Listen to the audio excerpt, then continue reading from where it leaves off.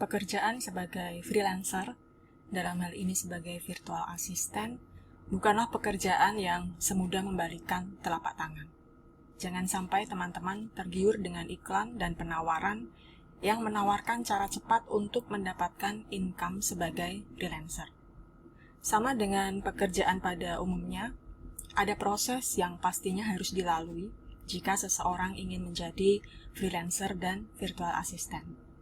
Mungkin ada orang yang hanya butuh waktu 1 bulan untuk mengetahui skill dan menjual skill serta mendapatkan klien.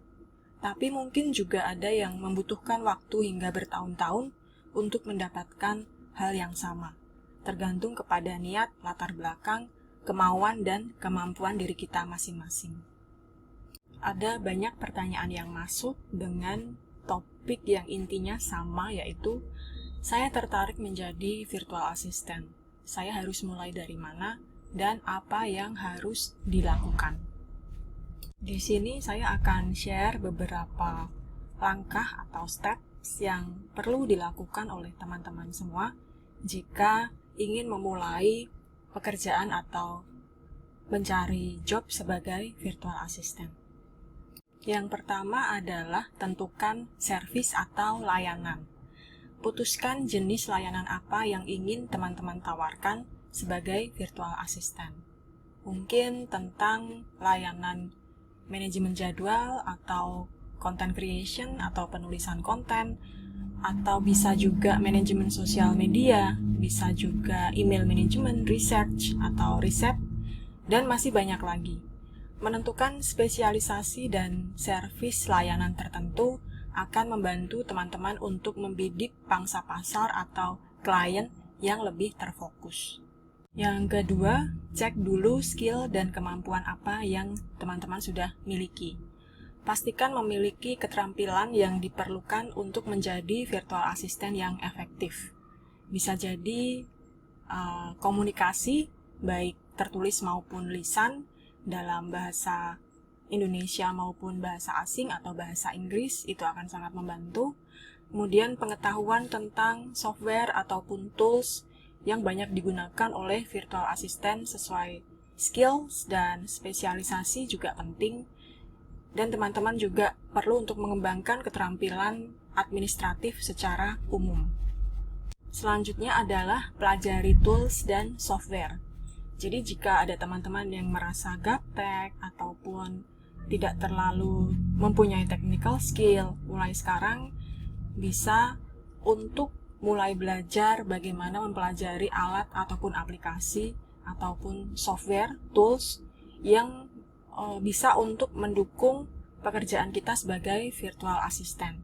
Karena ada banyak alat dan software sesuai dengan spesialisasi maupun servis yang ditawarkan teman-teman.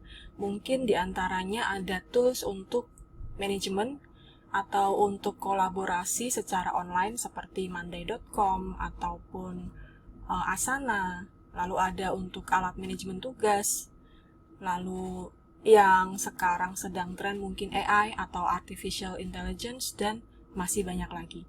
Pelajari cara menggunakan tools dan software ini dengan efektif. Langkah selanjutnya adalah membuat portfolio atau portofolio. Walaupun teman-teman belum pernah mengerjakan project atau belum pernah mempunyai klien, teman-teman bisa membuat dummy portfolio dengan tugas-tugas yang dikerjakan secara mandiri atau pribadi, ataupun proyek-proyek kecil yang telah kita selesaikan, supaya semuanya itu dapat membantu menunjukkan potensi kemampuan kita kepada calon klien. Langkah selanjutnya adalah menentukan harga atau rate. Putuskan bagaimana teman-teman akan menetapkan rate. Berdasarkan pada jenis layanan atau servis yang ditawarkan, kemudian tingkat keterampilan, tingkat pengalaman, dan juga persaingan yang ada di pasar. Pastikan teman-teman menetapkan tarif yang wajar dan sesuai dengan nilai yang ditawarkan. Jangan sampai terlalu mahal ataupun malah terlalu murah. Langkah selanjutnya adalah membuat profil yang profesional.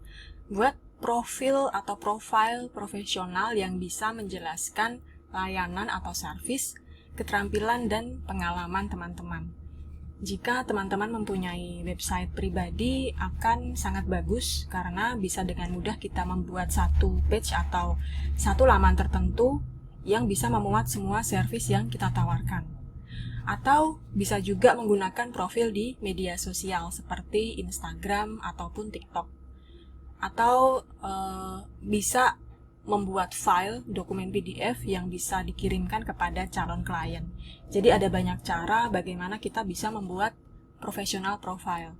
Bahkan dengan Canva yang sangat mudah digunakan, teman-teman bisa membuat satu laman secara gratis dan bisa membagikan link kepada calon klien. Jika langkah-langkah sebelumnya sudah dilakukan, maka di langkah atau tahap ini kita sudah harus mulai mencari klien. Mulai mencari klien dengan mengiklankan diri atau dalam hal ini personal branding secara online. Teman-teman bisa menggunakan platform freelancing seperti Upwork, Freelancer, Fiverr, ataupun platform khusus untuk virtual assistant. Ada banyak, nanti bisa di googling atau di searching. Selain itu, bisa memanfaatkan jejaring sosial sendiri seperti di media sosial maupun LinkedIn dan mencari referensi klien dari kontak yang ada. Jika sudah mulai mencari dan mendapatkan klien, kita bisa melangkah ke tahap selanjutnya yaitu bangun reputasi dan jejaring atau networking. Kita harus mengerjakan proyek yang kita terima dengan baik, berikan pelayanan yang over-deliver ataupun luar biasa. Jadi, jika kita mengerjakan dengan lebih baik, kita akan mempunyai hubungan yang lebih baik juga dengan klien. Nah, reputasi serta feedback rating yang baik akan membantu kita untuk mendapatkan ulasan positif dan referensi atau referral yang nantinya bisa membantu kita untuk mendapatkan lebih banyak klien di masa depan. Selanjutnya, pertimbangkan skala bisnis dan spesialisasi.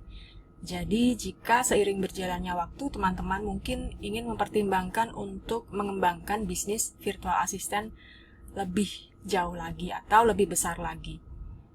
Teman-teman bisa mempertimbangkan untuk merekrut atau bekerja sama dengan virtual assistant yang lain, kolaborasi, dan menawarkan layanan yang lebih spesifik atau bahkan lebih general, dan atau bahkan teman-teman bisa menjadi ahli dalam satu industri tertentu. Misalnya expert atau ahli dalam hal SEO, ataupun ahli dalam hal email marketing.